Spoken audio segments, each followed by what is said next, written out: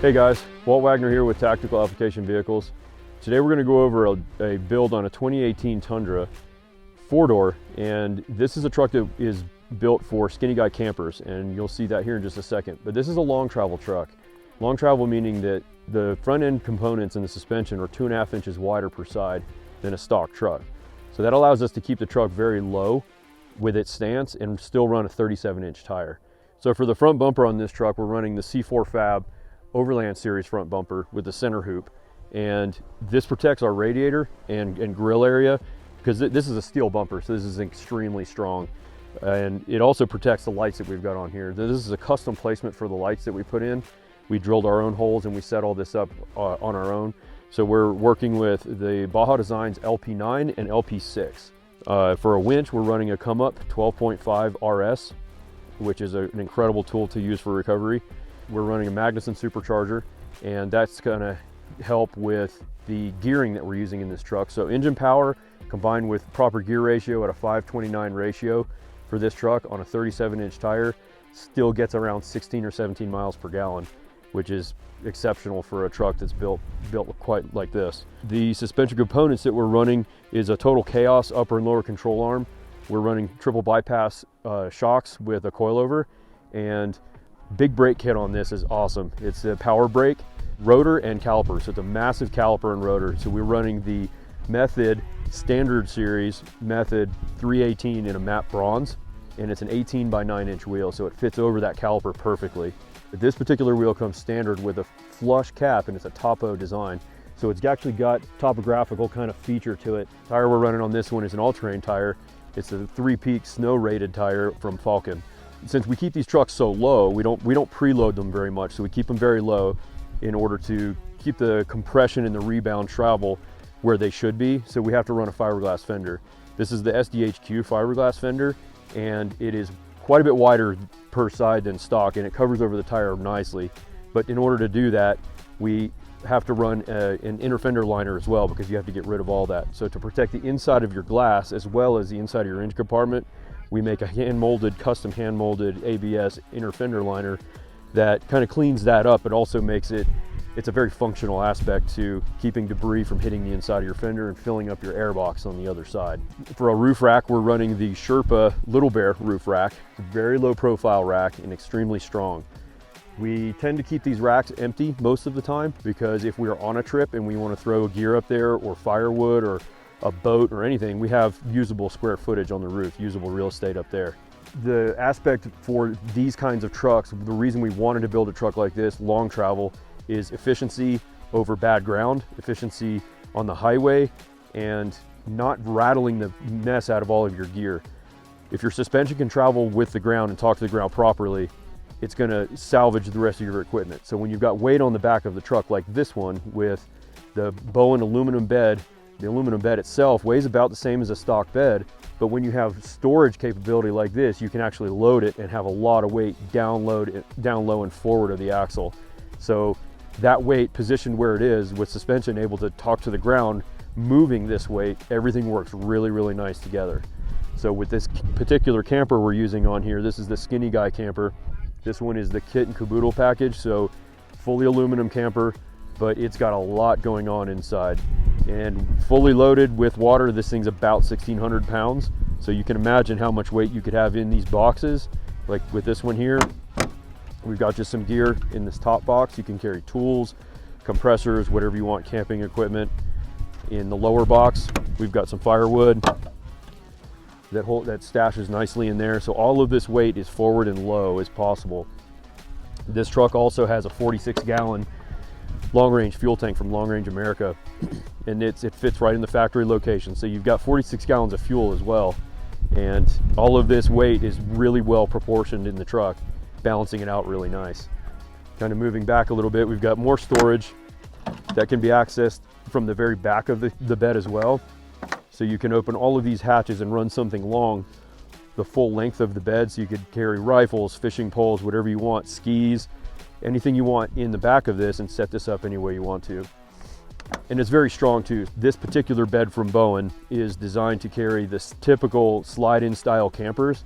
So these shelves come all the way up to the underside of what you would normally see a camper that overhangs the bed rails. So this is all now usable space instead of just dead air. The departure angle on these beds is far better than a factory bed. Even though it may stick out further than a factory bed, the departure angle is far higher. To round out the rear suspension that complements the front, we work with Alcan on all of our leaf springs. So every set of springs are built for what the truck has to do, how much weight it's going to carry, how it's going to be driven, and it is also long travel. So we use the Total Chaos shock relocation kit for this as well, so we can run a 12-inch stroke shock and get the full droop and compression out of the Alcan springs. The hitch that we're running on this is a custom hitch that we built to incorporate the factory location for the receiver hitch, but we just run it straight across with much heavier material, and that gets the receiver hitch further off of the ground. This particular bed, this is an option. This has a swing out tailgate. Instead of a drop down tailgate, this swings open, which allows a lot of real estate for recovery gear like the Demos shovel that we work with. You can mount that to the outside, but you also have a panel on the inside that you can mount any kind of equipment to as well. The beauties of this particular camper is it sits behind the cab and about cab height, so everything is back behind the cab and down low. But when this thing is opened up, you can see how large it actually is. You have a queen size bed, a flushing toilet, 36 gallons of fresh water, filtered water, heater on a thermostat, and a sink and a stove, all in this small package. To open this up, we'll kind of show you how much room you actually have. So once this is open, this entire panel can be used for cooking equipment, a small table to fold down. You could actually cook outside here, because when the camper opens, you're standing underneath the bed. So you've got basically a makeshift awning that's over your head, and you can use this now for a kitchen. The spare tire actually fits underneath the camper. This basement is what they call the basement. This is where your black water tank and your fresh water tank are housed. This goes all the way to the forward portion of the bed. So you can run drawer systems inside this. You can run the spare tire all the way forward if you want to, and then have all of this for usable storage. And you can access your macerator pump, your drains, everything you need for the back of the camper is right here.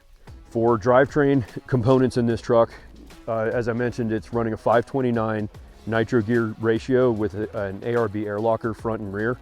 And the speedometer is calibrated to within 1 mile an hour of the GPS. And it is extremely fuel efficient for a truck like this.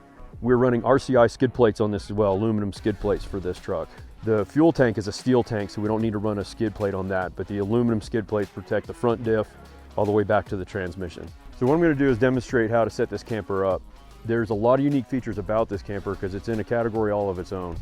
So they designed this to be set up by one person where everything is kind of within reach, and you can do it roughly in about 5 minutes or less if you're used to doing it. So I'll go ahead and get started, and I'll explain kind of what I'm doing as I'm going. So you've got some latches that kind of hold this thing to hold the lid down on each side, and just put that in place. You've got support rods that you can just stage, and a lifting rod that you open the camper up with. Now it's on gas cylinder, so it kind of assists you as you open it. It draws in air, so once it does that, then you can just kind of push it open, and it starts to set itself up. Now these support rods, one of the little clips, a lot of this stuff is from the nautical industry, so it'll look familiar to you if you're from the boat world.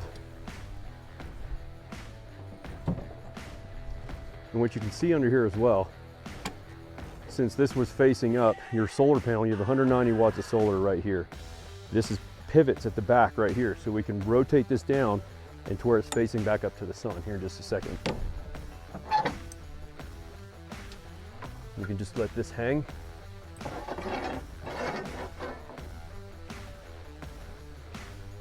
Now your solar panel is deployed and it's gathering energy from the sun. So now we have a makeshift awning. So you can have a camp table here, you can set up camp or a galley down here and cook, be out of the weather if it's raining or snowing. And this is where your propane is. You have a propane tank here with an extension that you can actually hook up to a stove back here and cook. But this also runs your heater inside, and your water tank, your hot water heater. And I'm moving around towards the interior of the camper, so you just pull this little door off. So there's a telescopic ladder that you can just mount right to this.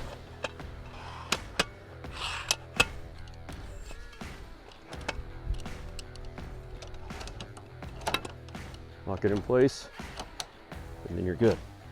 So now we'll go through the rest of the setup of the tent.